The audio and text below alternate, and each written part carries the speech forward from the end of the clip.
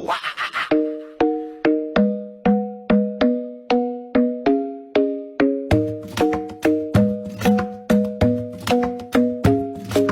Drowning deep in my sea of loathing, broken your servant I live. Will you give it to me?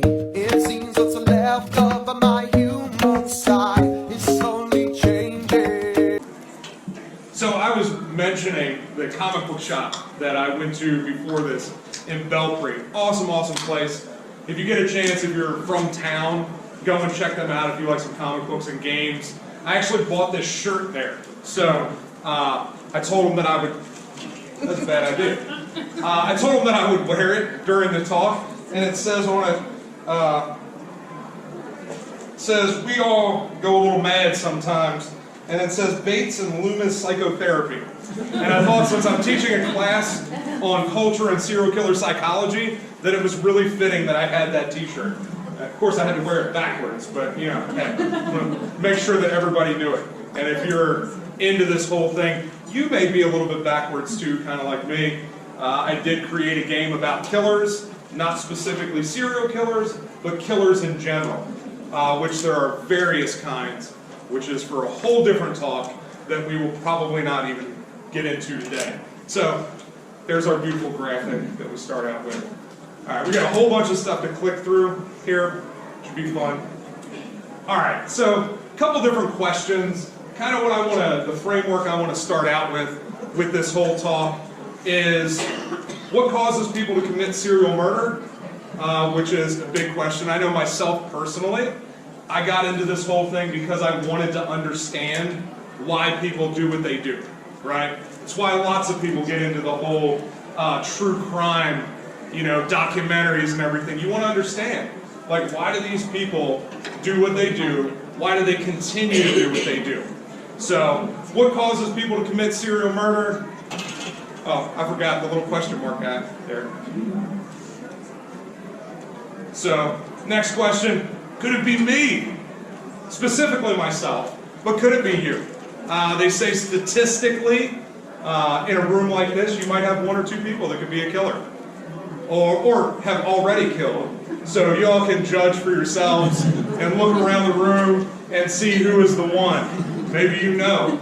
Don't tell me, because I don't want to be liable for anything, right? So, and then how can I identify a potential offender? One of the things that I did with this card game is it's all about awareness, right? We currently have over 300 killers. They are around us all the time. Again, statistically, they say in our lifetime that we will encounter several killers during our lifetime. Whether that's a serial killer, whether that's somebody else, but we'll encounter them in our daily life, walking around, talking to people, walking past them at the grocery store. So how do we identify those people? How can we keep ourselves safe? Because that's important. I don't want to be a statistic. I try to avoid that. Of course, I do all this crazy stuff, and so we got some pictures there of some guilty people. All right, a little bit about me. So first, I worked for the Department of Juvenile Justice in Kentucky for about 10 years. So I worked with kids as a counselor, doing all kinds of various psychological things.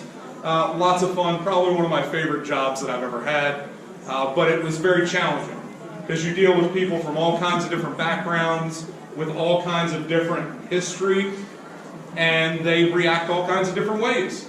So dealing with all of those personalities is something that I've always loved to do. Again, I created Killers the Card Game. I own Scorpion Lair Games, that has another several games coming out this year. I fought professionally in mixed martial arts, so I specialized in punching people in the face for a very long time. It was great. Love it. Still love coaching people. Lots of fun. Which will tell you that because I love punching other people and getting hit myself, that there could be a few things wrong with me. Also, I was an ultra endurance athlete, traveled all over the world. As of like 3 or 4 years ago, I was one of the top guys in the country for military style endurance events, doing 3 to 4 days in the middle of nowhere with very little supplies, very little people. That comes in play later on in my own personal story. So, with that being said, one of the things that came up twice, that's weird. All right, anyway, we'll do that. Growing up, I got into this whole thing because my dad met Manson in the early 60s, before all the killings happened, right? It was part of my household. We called him Cousin Charlie while I was growing up. So my dad met him in a park. He actually met several of the girls first. They wanted him to go party with them and said, hey, you want to go and party? We got some drugs. We'll go hang out. And my dad was like, hell yeah, we'll go. And so he goes there, and they said, well, we got to ask Jesus first. So they take him to a park bench, and Manson is there playing his guitar, and he talks to the girls, he talks to my dad, and immediately he's like, nope, you're not coming to the party. Don't talk to him anymore. Now my dad is 6'2", at the time about 220, a pretty big, imposing guy. Manson is all of 5'2" and about 140 pounds. So he was not interested in having my dad come there, which is kind of funny because my dad and his buddy then decided they were going to rob Manson and take all his drugs. So they actually ended up not doing that. They were trying to figure out where the party was. They knew what building it was, but not what room. So they ended up not going. But that's his Manson story. He also knew Angelo Bruno, who was the boss of Philadelphia, and half of my family is Italian. I am Polish and German, and half Filipino. So not Italian at all, but half of my family is all married and Italian. We grew up right outside of Philadelphia. Most of them were involved in the mafia. They had several restaurants that were all fronts for the mob in the 70s and 80s. So I grew up around organized crime as well. My dad knew Angelo Bruno, had to sit down with him about 3 weeks before they blew his brains out. So all of my life I've been around true crime. So it's always been an interest for me. Along with that, going into that, looking at the McDonald triad. So this is the number one thing that for years and years and years they said was the qualifier for a serial killer, right? That you could tell early on if somebody was going to be a killer because they had these different characteristics. As children, they would abuse animals. They would wet the bed until their adolescent years. They would also start fires. So I fit all three of those categories, right? I abused animals when I was a kid. Actually, I had to get a shot in my behind because my grandfather's dog bit my face because I was trying to cover the dog in oil and light it on fire, right? So, growing up with all that, I grew up with lots of abuse in my family. My mom was very abusive, tried to kill me a number of times when I was a child. So I grew up with all of these things. I was a late bedwetter up until the time I was 13, 14. And this is another story. I didn't plan on telling this one, but this one's kind of funny. I grew up, and they took me to the doctor, and they got this mat that they put in my bed that was connected to my parents' room. And if you would wet the bed, an alarm would go off in their room, and they'd come down and help you clean it up, all that stuff, right? And it was supposed to wake me up and train me to get up and use the bathroom, right? I don't know how I broke this thing, but I broke it. And it would electrocute me when that happened, right? So to this day, I don't like electrocution. I stay far away from electronics, not particularly fond of that. Some people love that sort of thing, not me. But I grew up with that, right? So yes, up until about 14, I am now 41, so a little bit past that, which is nice. But I also did a little bit of minor fire starting, obviously, the dog, some other things. But this was the standard for years and years and years to tell if anybody was going to commit murder. I'm here to tell you it's not true, right? The McDonald triad is a great descriptor for people who are going to commit violent crime, right? It is a great early predictor of that, not necessarily a predictor if someone is going to murder someone. Now, many of the serial killers, Ted Bundy, different people, all fit that. But there are plenty of other ones that do not, that never abused animals, that loved animals. Matter of fact, BTK was one of those people. He loved animals, never had any problem, never killed any dogs, never killed any cats. There are some that did. So this is not a predictor of a serial killer. It is a predictor of somebody who is committing violent crime. I grew up committing lots of violent crime. I grew up right outside of Philly, right? I lived on the street. I did all kinds of things my first 20 years of life. Luckily, I got away from a lot of that stuff. And now I do this, which is lots of fun. So, all right. So here's the big thing. And this is for everybody because, we may not fit the McDonald triad, but everybody in this room has had trauma, right? We all face different things in our lives that have shaped who we are. And I think it's important to look at that and understand what the things are that change our path. Because we all have the capability of killing, right? If the influences are right, something happens. There's plenty of people that caught their significant other cheating on them and kill everybody in the house, right? It happens. You hear stories about it all the time. So it is a possibility that any one of us could do that. Does that mean that we're a serial murderer? No. Those qualifications are different. We'll talk about that. But what is it that changed your path from going down that? Another quick story. There's an artist who does a bunch of serial killer artwork. I should have brought his book today. I didn't bring it. But his name is Nico Clouds. He is in Paris right now, also known as the Vampire of Paris. Good friend of mine. I didn't know his story before I bought his artwork. I thought it was compelling art. I loved it. I love artwork. I'm not a good artist. Let me say that first. I can't draw to save my life. Really good at doing graphic design. But I bought his art book, and after I bought his art book, I watched a podcast.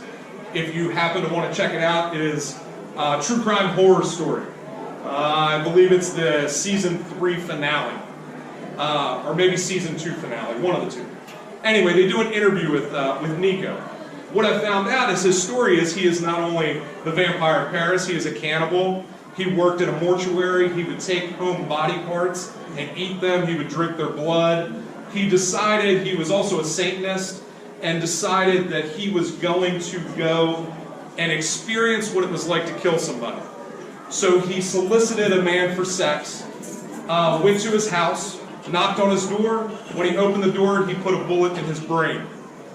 He walked into his house, he sat down and he had a cookie, and then left. He ended up getting caught, obviously. He spent 7 years in prison in France.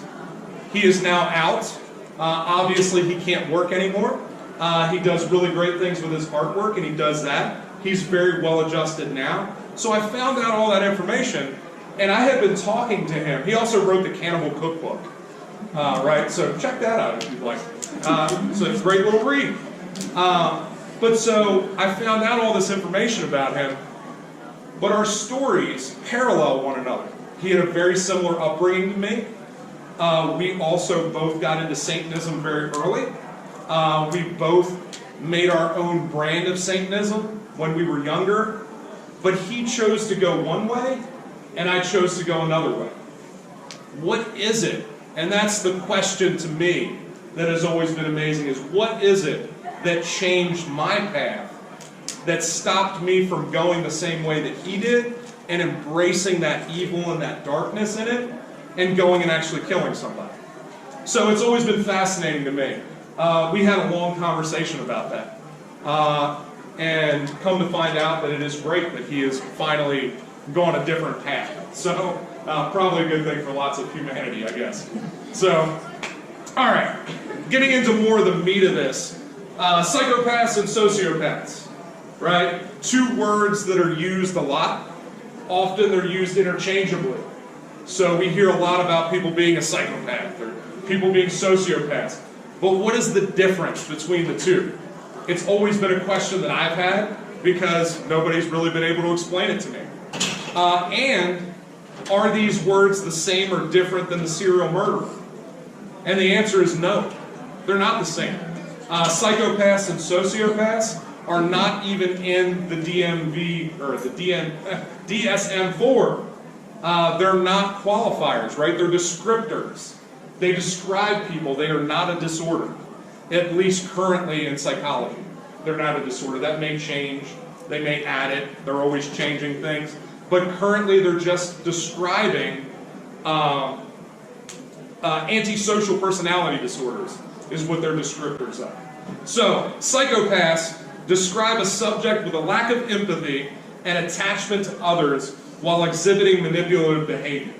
So that is your basic sort of definition of a psychopath. So, a buddy of mine, Steve Gianangelo, wrote a book called Real Life Monsters. So a lot of what I'm talking about really comes from his book. If you want to check it out, he has it up on his website.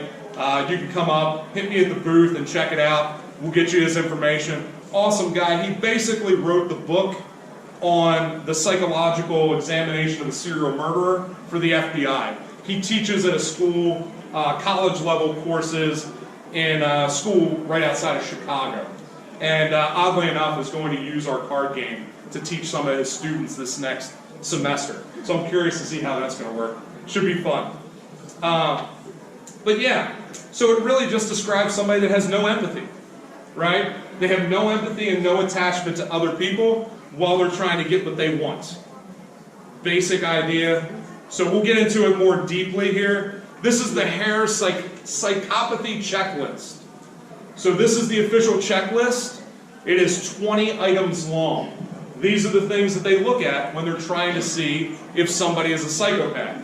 Number one, and you can see how many of these you fit. It's kind of fun to do that. So it's doing 2 of them at once. I don't know why. So the first one is glibness and superficial charm. So I always do this like, I don't know, y'all can tell me this later. I feel like I'm a pretty charming guy. People tend to like me for whatever reason, even though I've done all kinds of things. So it seems like that continues to sell our games, which is great. So the second one is grandiosity. It is ultimately thinking that you got these big ideas and these big plans and you can achieve everything that you want. Reminds me, I don't know how many of you are Star Wars fans, but it reminds me of Han Solo. So anyway, very good descriptor of him. Maybe we'll get the next one. There we go. Continuous need for stimulation is another one of the qualifications. If you talk to anybody that knows me, I never stop, ever. I sleep about 4 or 5 hours a night. I am constantly going all the time because I always need stimulation. Pathological lying, that is another qualification. I had some conversation when I was writing this whole thing about people that are pathological liars and don't even know it. And it really is, you just lie just to lie, right? You lie because you can and because it gets you what you want, right? You start forgetting that you're lying because you don't know what the truth is anymore. So that's it, that's pathological lying. Conning and manipulativeness, lack of remorse or guilt. So somebody that has no guilt, they don't care at all, like they just walk down, they kick the dog and they're like, I don't care, it's just a dog, right? Shallow affect, that one is just that they're shallow, right? That's the way they go around. They don't, they're just super superficial, they don't care about anybody else, their feelings, they make all kinds of judgments about other people. Callous, lack of empathy. Parasitic lifestyle is always interesting to me. That a lot of these psychopaths, which are not necessarily killers, right? Because psychopathy is a descriptor. They don't have to actually kill somebody, but they typically have a parasitic lifestyle. They are trying to get everything they can from anybody they can, whenever that is, whether they're still living at home, trying to get their business started. Poor behavior controls. They don't have any. So, Second part of this checklist, promiscuity, which is always funny to me. Apparently they like to sleep around. Early behavior problems is an issue. Lack of realistic long-term goals, which is interesting to me because you don't see that in every psychopath. Some of them have really great long-term goals. Going along with the grandiosity, right? They have great long-term goals, but they can never make them. And maybe that's part of it. Maybe they're not realistic, right? They have goals, but the goals are terrible, and they'll never actually work. I know plenty of people like that. Impulsivity, I'm very impulsive. Like, there's lots of times where, like, I used to work, when I worked for the Department of Juvenile Justice, I would regularly go into my buddy's office and jump up on his desk just because I thought it was funny. Just no reason, just do it. It's kind of fun. Irresponsibility. This is one that I don't fit. I have never been irresponsible.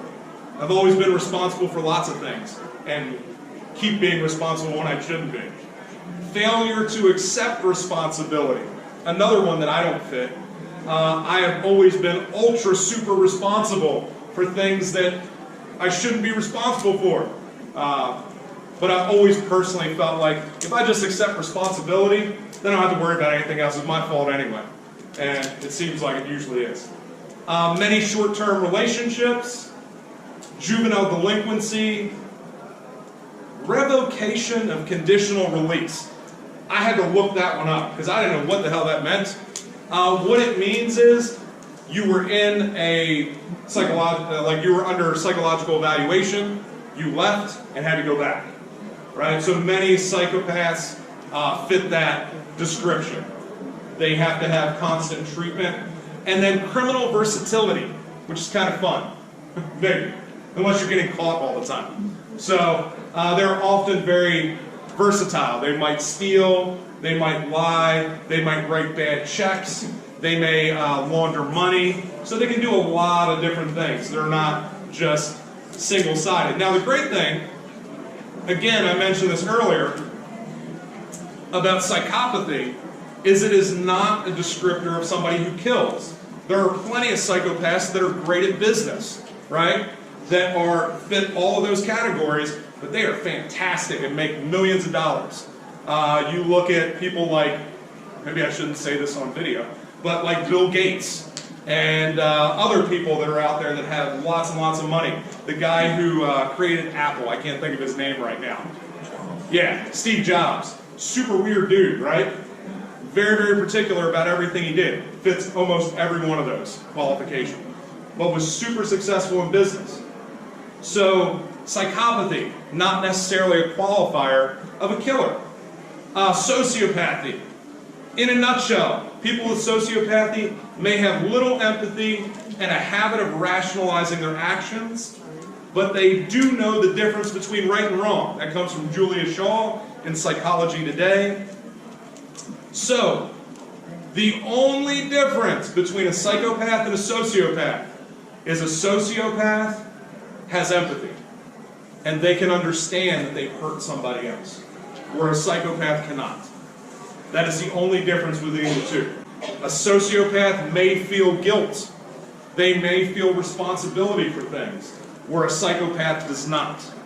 So, big difference, little difference, however you want to take it. Sociopaths do not they can rationalize. They understand. So, without saying this too loud, I fit a sociopath much better than a psychopath because I have plenty of empathy for people. Doesn't mean I care. Different thing altogether. So not all psychopaths or sociopaths are serial murderers. Not either one of them are. But all serial murderers are typically either sociopaths or psychopaths, right? So you can have people in business that love to do all those things and they fit all those categories, make lots of money, never kill one person. Some of you, if you came around or you follow me on social media, know I just created a whole bunch of t-shirts and stuff. And one of the t-shirts I created yesterday has Ronald McDonald and John Wayne Gacy, and it says, "John, I killed more people than you ever thought about." So I thought it was funny. All right, getting into this. Serial killers. We've got Ed Kemper up there. I've got a buddy of mine. Let's see. All right. Are there any kids in here? All right, we got one. All right, we'll be not too terrible.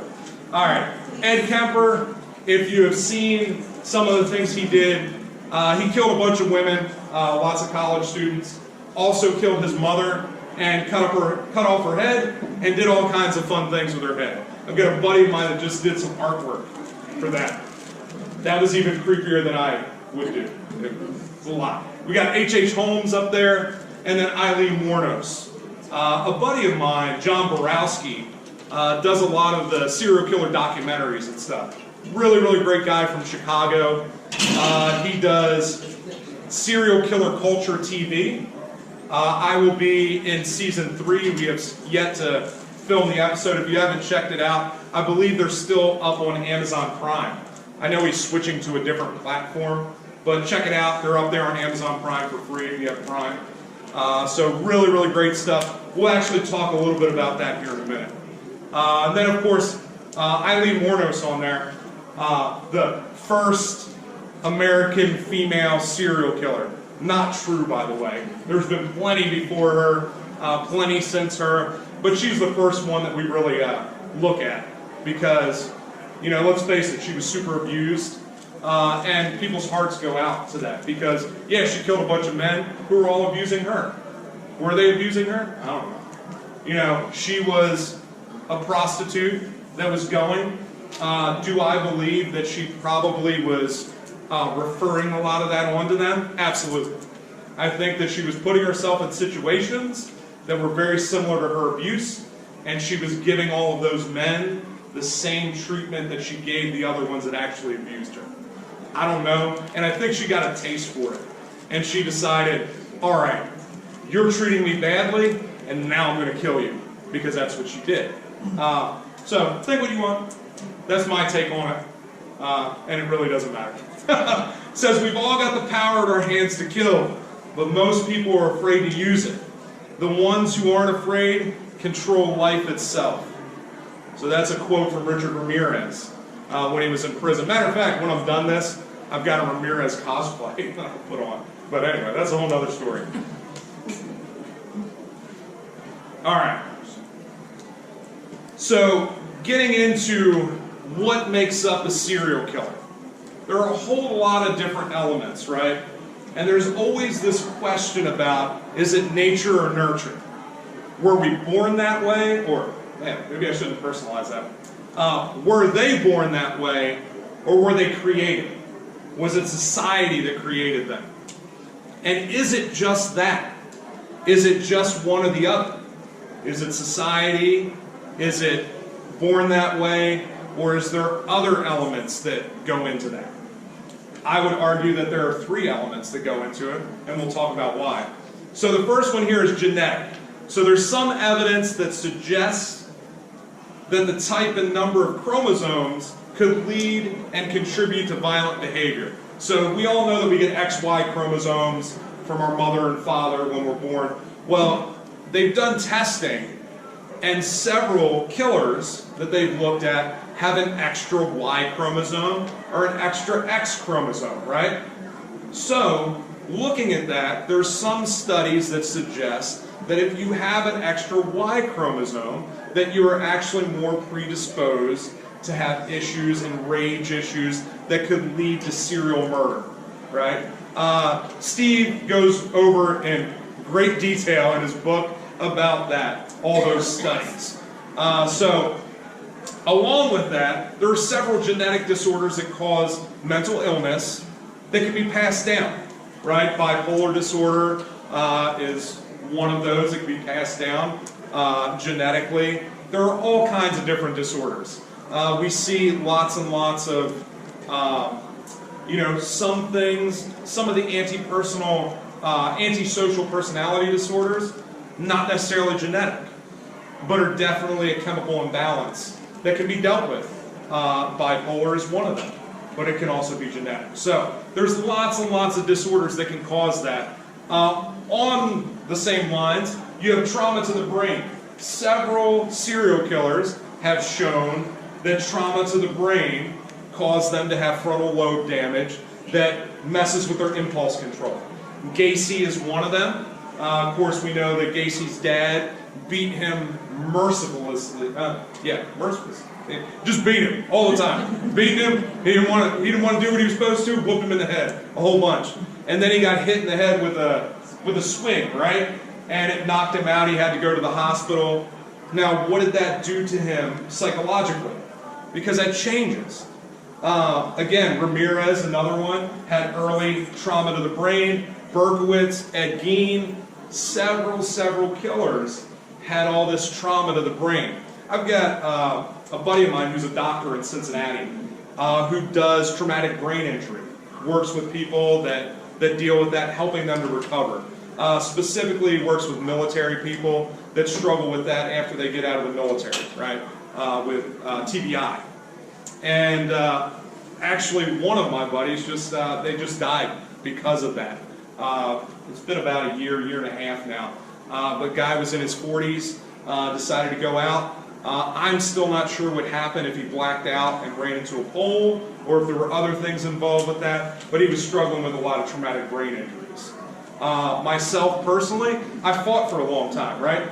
My mom beat me, kind of like Gacy got beat. I had plenty of head trauma when I was a kid, as well as when I was an adult. I fought from the time I was, 7 years old, and when we were back in the street, I grew up in the 80s, and we were boxing. We didn't have no gloves back then. We put 2 socks on our hands and punched each other in the face all day long. I remember when we were done training, I couldn't talk because my speech was slurred. And we would laugh at each other because you'd go, and everybody would laugh. And we didn't realize that's brain trauma that you were doing. That's not good. Bad things can happen later because you decided to beat each other all the time. Nobody knew that back then. So I spent lots of time learning how to train people without really beating in their head so that they could go to live good, fulfilling lives and not be criminals. So, all right. Moving on for that, environmental. So we talk about genetics, which is your nature, right? You're born that way, you get it. This is the environmental thing, right? This is moving on from that. So, environmental, there is always some kind of trigger that happens in people's lives that change them. Some event, right, that happens that, Eileen Wuornos is a good example of that. She was severely abused when she was younger. Sexually abused, physically abused. That is the event, right? That's the trigger that starts everything. And then later on, there's another trigger. Somebody gets aggressive with her. They get physical with her in a sexualized situation. And what does she do? She snaps. And she blows them away. She does that, 7 times, right? So there's always something else that happens along with it. Some kind of trigger. Your self-esteem plays a big role in that. If people are really shitty with you all your life and they beat you down and beat you down and beat you down with the words that they use, with the way that they describe you, eventually something is going to snap. And people, whereas they may not kill you, will fight back at some point. They'll either harm someone else or harm themselves. It's why we see an increase in teenage suicide, right? Because that's why the bullying programs are such a big thing right now. Because for years and years and years, we were like, hey, everybody take care of everything at school. If you're not acting right, they'll just beat the shit out of you in the locker room. No big deal, right? You'll learn. But what happens from that?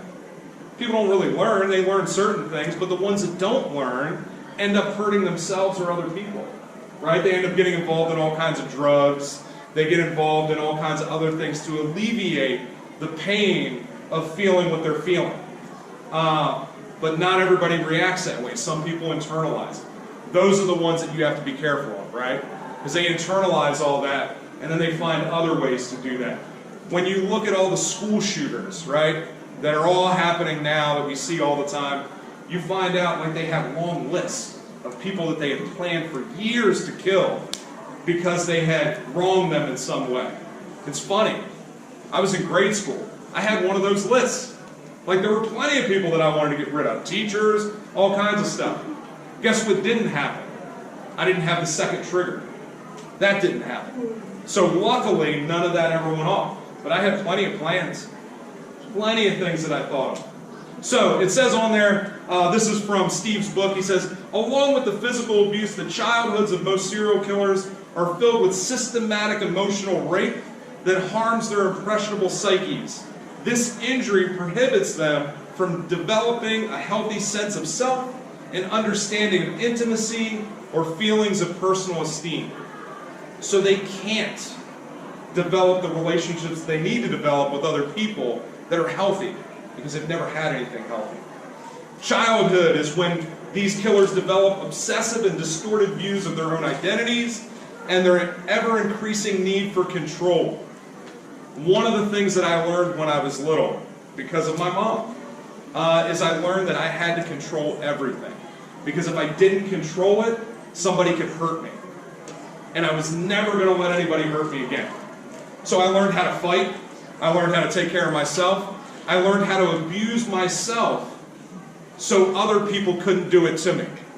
Right? I went out and did these long endurance events, had people yell and scream at me, forced me to do all kinds of miserable things, because I would never, ever allow somebody to hurt me again. And that is up until 4 years ago, right? So we do it through our whole lives. Most have had little, if any, control over themselves or their surroundings as children, and their resulting fear and dread in relation to control issues is understandable, if not predictable. So, because they have no control as a child, they are going to get that control any way they can. What you see is typically men do that, and they get weak women and find ways to control them, and then to hurt them, and often in this situation kill them, because that is their ultimate gratification of control. So that leads into the fantasy life. So each of these killers, every single one of them, if you're a serial killer, fantasy life is a really big part of that. Early on, you learn that the only way to escape the abuse and the other things and the other trauma that's you're having in your life is to get enmeshed in this fantasy world. In that fantasy world, you are the one that's in control. You get to do everything. I remember as a kid walking around and fantasizing about how I was going to meet Muhammad Ali, and he was going to take me under his wing, and I was going to do everything, right? So, not a bad fantasy necessarily, but some of these guys have gotten into really bad fantasies, right? They've been exposed to things that maybe they shouldn't have been exposed to. They've been around things that now they associate with being good, right? Beating people, molesting people. Maybe they've been exposed to that all their lives. And now that's what they want to control. That's where they want to get their gratification. So some form of sexual gratification is often part of serial murder. If not the murder itself, the ritual around the murder is sexually gratifying. So maybe they're just murdering people, but it is the stalking, right? The watching, the going around and, noticing somebody as they're shopping for groceries and figuring out how they're getting home, the different ways that they drive home each time, where they live. That is where the sexual gratification comes in. They may just go in and shoot the person, but it's not that that's sexually gratifying. It's the stalking, it's the control, it's the knowing. So there is always, within serial killers, some form of sexual fantasy. It says, a deviant and consuming fantasy appears to be the fuel that fires the process. Serial killers seem at an early age to become immersed in a deep state of fantasy, often losing track of the boundaries between fantasy and reality.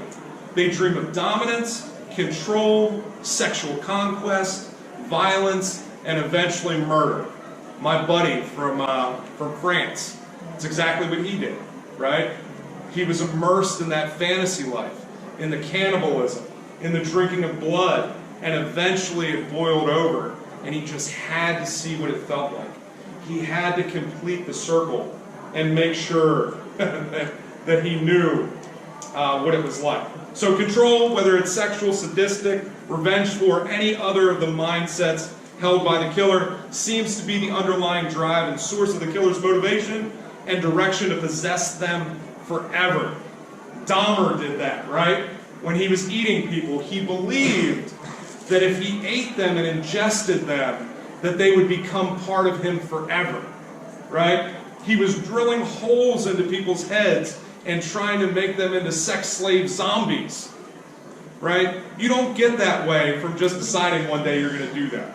There is a long list of fantasies that you have had about that drive you to get to that place. So here is a definition from my buddy Steve. This is his definition of the serial murderer. The serial murderer is an offender who actually makes repeated physical affirmative steps towards killing other human beings to satisfy a psychological need. What that means is they continuously cannot stop themselves from going out to satisfy the needs that they have, which is why they are so dangerous, right? Because they will not stop. They are going to do it until the time that they die. There is very little rehabilitation that can go in to a person like that, right? We try and we try and we try, but if there is a deep psychological need to violate or to kill other people, there is no other high that can get you to that place, which is why it's so intoxicating for them and why they can't stop, why they do it over and over again. Because that feeling of control, Bundy talks about it, that feeling of control is the apex. There is no other way to control anybody as good as that, as sick as it may be. So, going for that, I'm going to let you guys look at that real quick. These are the 7 stages for the male serial killer. You have the aura phase, the trolling phase, the wooing phase, and the capture phase. So, you get deep into the fantasies, you go out and you troll for a victim, you then try to talk to the victim, right? You try to woo them a little bit. You may have conversation with them. You may bump into them at the grocery store and say, hey, I just saw you over there. And try to get them to know you so that it's easier for you when you go to actually capture them, right? It's not as much of a fight. Now, there are 2 different types of killers there. And I got to go fast because I notice I'm running out of time. So, Israel Keys, super organized killer, had kill kits all over the country, right, to kill people, to go there and get them. Very organized. Richard Chase, not organized at all. Very schizophrenic. That was the one I was looking for in my brain earlier. Very schizophrenic, was not organized at all. If he went to your house, your door was unlocked, he went in and killed you. And he believed that the government was turning his blood into powder, and that if he didn't drink blood, he would not be able to get an erection and perform sexually. Crazy guy, right? Very schizophrenic. Killed people, ate babies, all kinds of stuff. Check him out. Sick story. The capture phase, you go and capture people. The murder phase, you actually go and murder somebody. The torture and the eventual killing. The totem phase is when you take your objects. And that happens in every serial killer, specifically, is they take some kind of memento with them, whether it's taking a necklace, taking a watch, a ring, a piece of them. Whatever it is, they take something. And then there's the depression phase, which you wouldn't necessarily think that a killer would have, because they don't care, right? But there is an extreme letdown at the end of this process, right? Because the fantasy never matches reality. They can never find that, which is why they continue to kill, because they're searching for that ultimate fantasy that they can never have. It's the same reason why people continue to use drugs. They're looking for that original high, and they can never get it again. Same thing with a kill. They get intoxicated by that. So they continue to try to recreate it. There's a few killers up there. So, real quick, serial killer culture, which is really funny because I'm part of it. I mean, I created a card game about killers, right? But we have a fascination with true crime. It is a multi-billion-dollar industry. If you watch any of the streaming services right now, they are putting out documentaries by the armload to get people to come and do their streaming service. Big business right now. Why is it that we have fascination with true crime?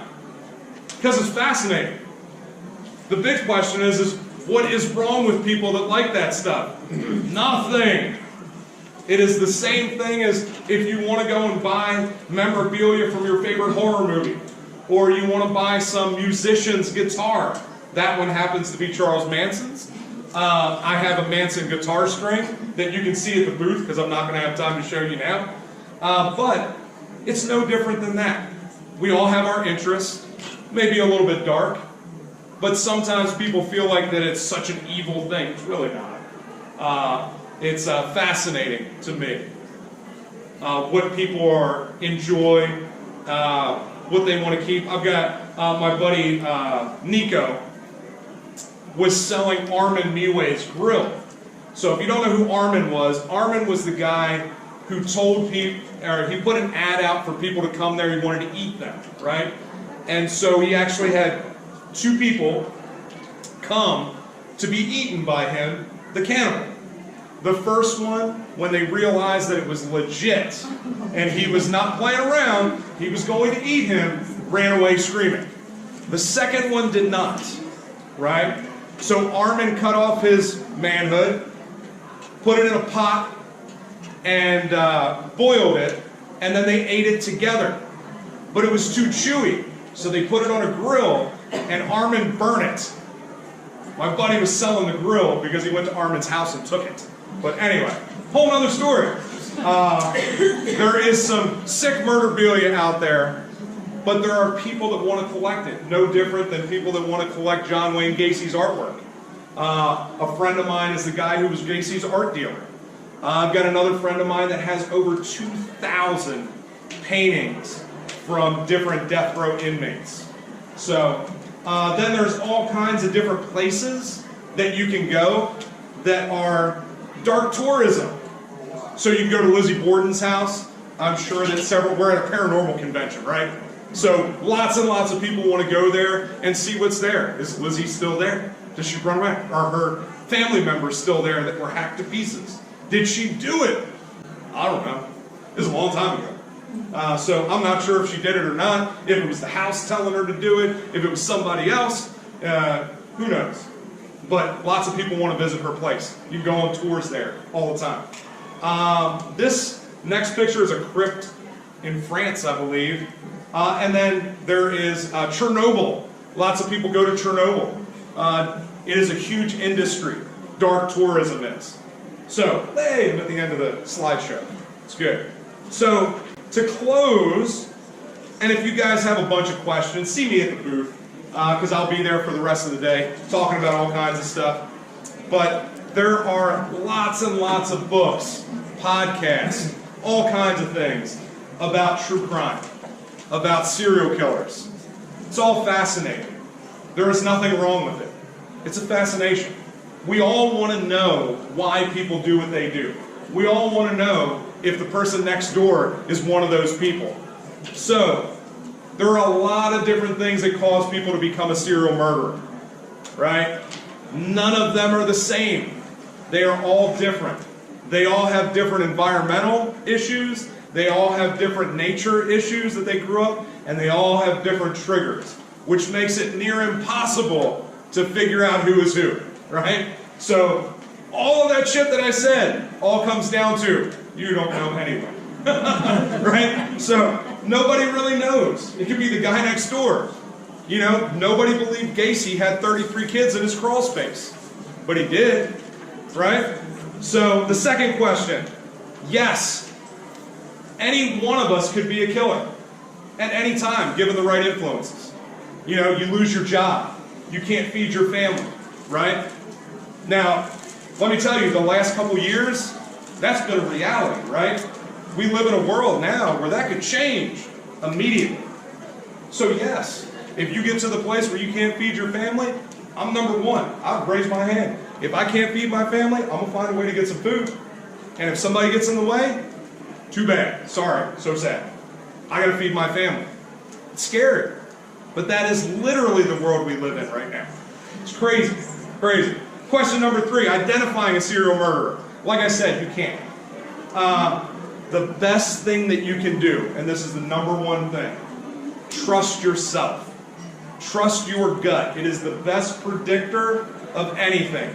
If you come into a situation where somebody feels funny and it does not feel good, don't hang out with that person. Like, get away from them. Don't allow yourself to be in that situation. That is your best predictor of bad things. Because your body and your spirit and your energy will tell you far more than any test, any qualifications, any psychiatrist. You will know if there's a problem. Take care of that. Thank you guys. Come and see me at the booth. Check out the card game. Talk for about 15 minutes solid. I don't even know